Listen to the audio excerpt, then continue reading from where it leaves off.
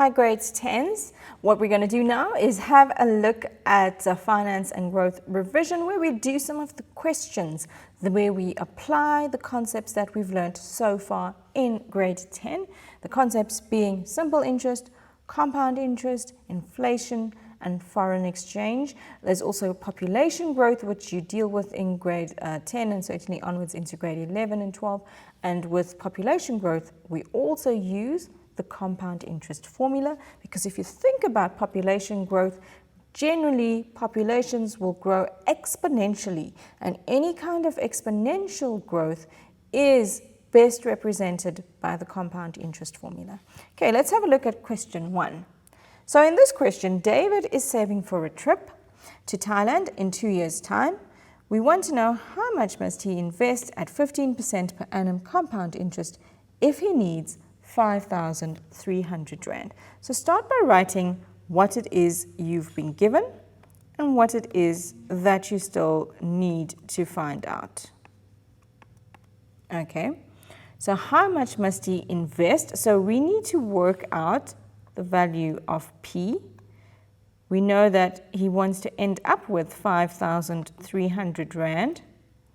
And in 2 years' time, so N is 2, and the interest rate is given as 15% per annum compound interest. Compound interest important. It directs us to which formula we need to use. Remember, most of your questions will depend on using the compound interest formula.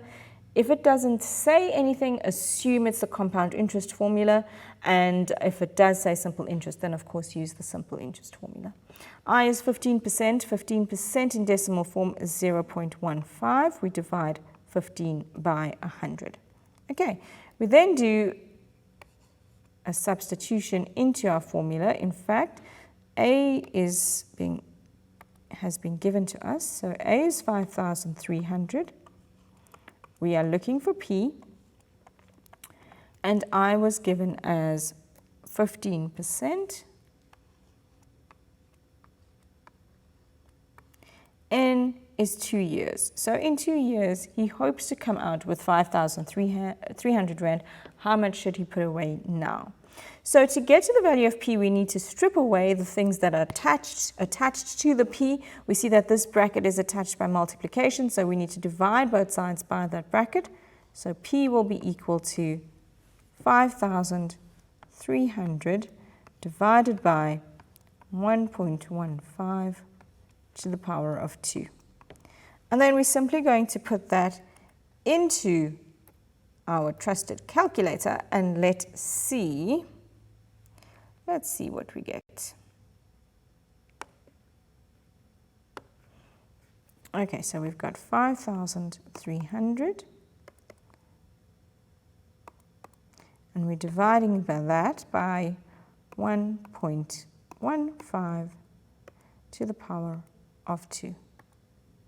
So he needs to put away now 4,007 Rand and 56 cents. Now guys, it's also important that you only round off your calculations in this last step. Do not round off in intermediate steps. Get your final answer or use the memory on your calculator to store in between answers and then only round off at the final step. So if we're rounding off to 2 decimal places, which in general financial calculations are to 2 decimal places, but the question can also lead you to whether you need to use 1 or 2 decimal places. So here the answer is 4,007 Rand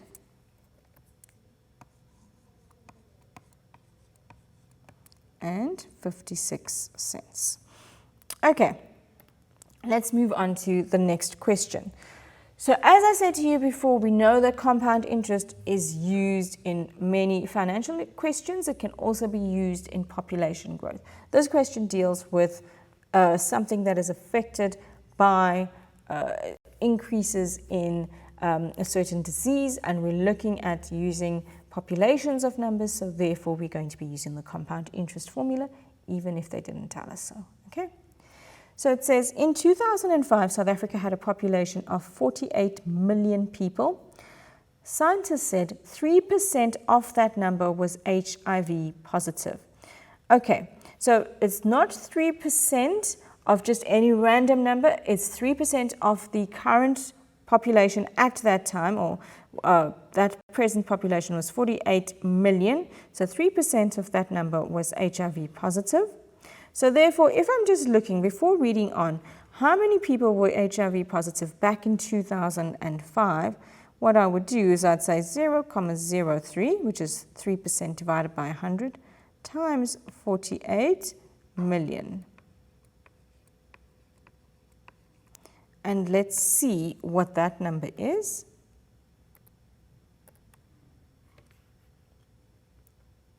So 0.03 times 48, and 6 zeros, 1, 2, 3, 4, 5, 6 zeros is 1,440,000. Let's just have a look at that number again. 1,400,000, let's just check, 440,000, that's correct. Okay, so we know that our calculations now going forward are going to be based on this number. How do we know that? Because they then go on to say the number of HIV positive cases increases at a rate of 4.7% per year, compound growth. How many people were infected by 2020? So if we're looking for values now to substitute into our calculations, we know that P is 1,440,000. I, 4.75%, so that's 0.0475. And we're looking at N.